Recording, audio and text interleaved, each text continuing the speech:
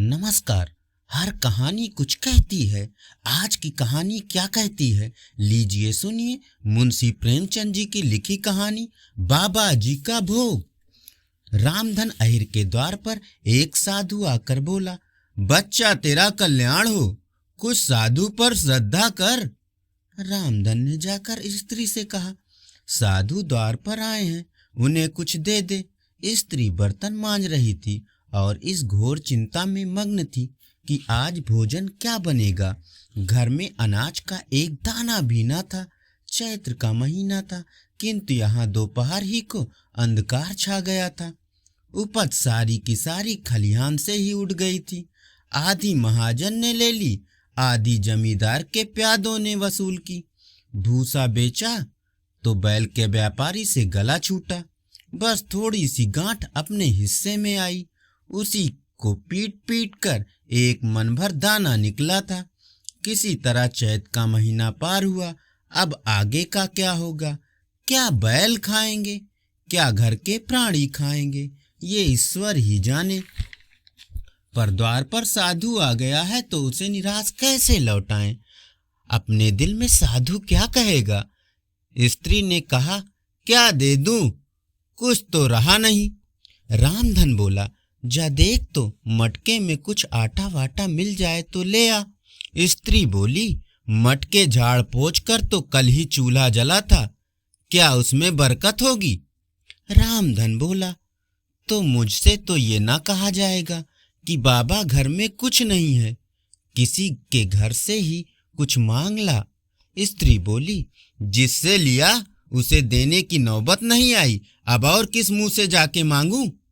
रामधन बोला, देवताओं के लिए कुछ अगोहा निकला है ना, वही ला, दे आऊं।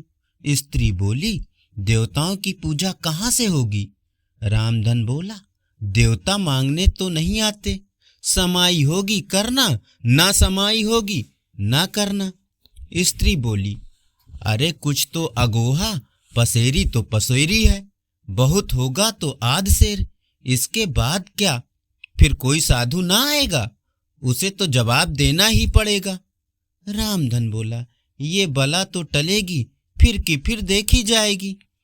स्त्री झुंझला कर उठी और एक छोटी सी हांडी उठा लाई, जिसमें मुश्किल से आध सेर आटा था। ये गेहूं का आटा बड़ी यत्न से देवताओं के लिए रखा हुआ था। रामधन कुछ देर खड़ा सोचता रहा, तब आटा एक कटोरे में रखकर बाहर आया और साधु की झोली में डाल दिया। महात्मा ने आटा लेकर कहा, बच्चा अब तो साधु आज यहीं ही रहेंगे, कुछ थोड़ी सी दाल दे दे तो साधु का भोग लग जाए। रामधन ने फिर स्त्री से आकर कहा, संयोग से दाल घर में थी।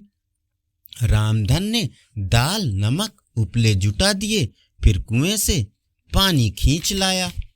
साधु ने बड़ी विधि से बाटियां बनाई, दाल पकाई, आलू झोली में से निकालकर भुर्ता बनाया।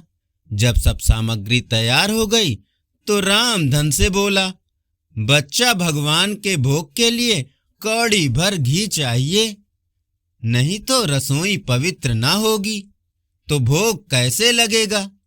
रामधन बोला, बाबा जी घी तो घर में ना होगी। साधु बोला, बच्चा भगवान का दिया तेरे पास बहुत है, ऐसी बात ना कह। रामधन बोला, महाराज मेरे पास गाय भैंस कुछ नहीं है, घी कहाँ से होगा? साधु बोला, बच्चा भगवान के भंडार में सब कुछ है, जाकर मलकिन से कहो तो।